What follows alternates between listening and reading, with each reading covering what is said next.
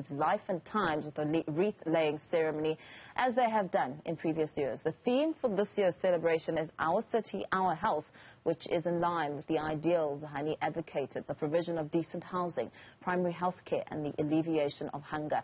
Joining us to discuss this and the values that Hani espoused in relation to contemporary times is the director of Hani Institute, Dr Sthembiso Bhengu. Dr Bhengu, very good morning to you. Thank you so much for your time.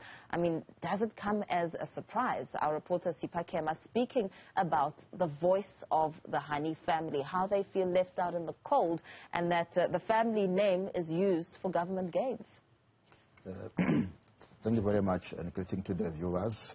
Yes, it is a feature, I think, not only of the Hani family. I think you will find with a number of names of struggle stalwarts, especially when you talk to the origins where they come from. And so you will find that a lot is done maybe in the major cities, but as you know, many of our people emanate or originate from rural countryside. And so in those kind of communities, and also probably it also points to the gaps between sometimes the spheres of government, you know, national, provincial, local. And so you will find that what tends to be the silo operations between spheres of governments play out in these kind of things, in which, in many cases, challenges of either the local municipality, even the province, where even such big names are actually not, programs are not done for them. And so you only see big things happening at the national level. Obviously, those are only going to happen, yes, most probably on a commemoration day, you know, or on those kind of big events. But it shows those kind of gaps within the state. Yeah.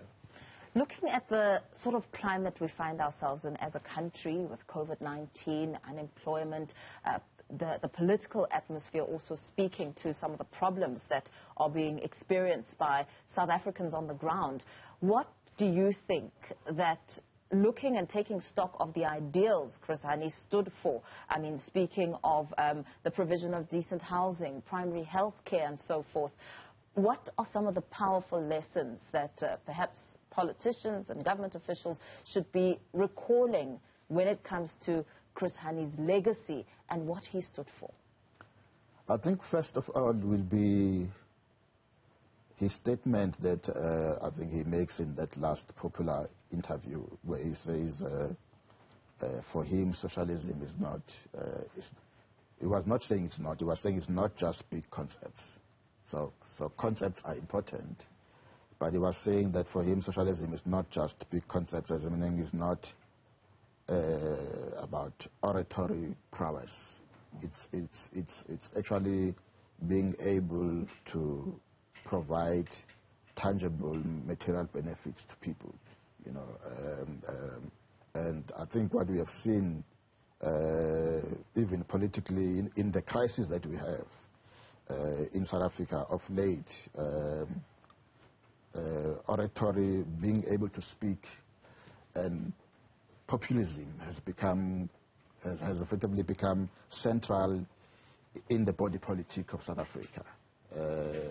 Of people, but we have no capacity to actually implement any actual programmatic activities that actually change people's lives.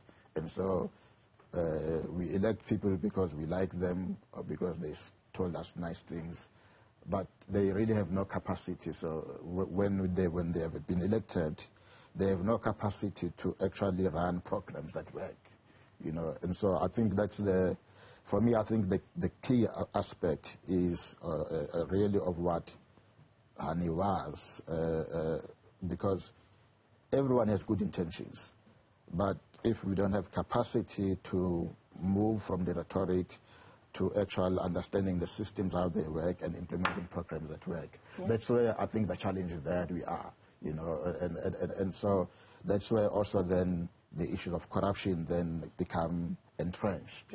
Because we don't understand systems and programs Absolutely. Thank you so much. We're going to have to cut it short and leave it there. Dr. Sthembiso Bhengu speaking to us. Of course, he is from he's director of the Hani Institute, speaking as we commemorate and look at the life of Hani, 29 years since his assassination.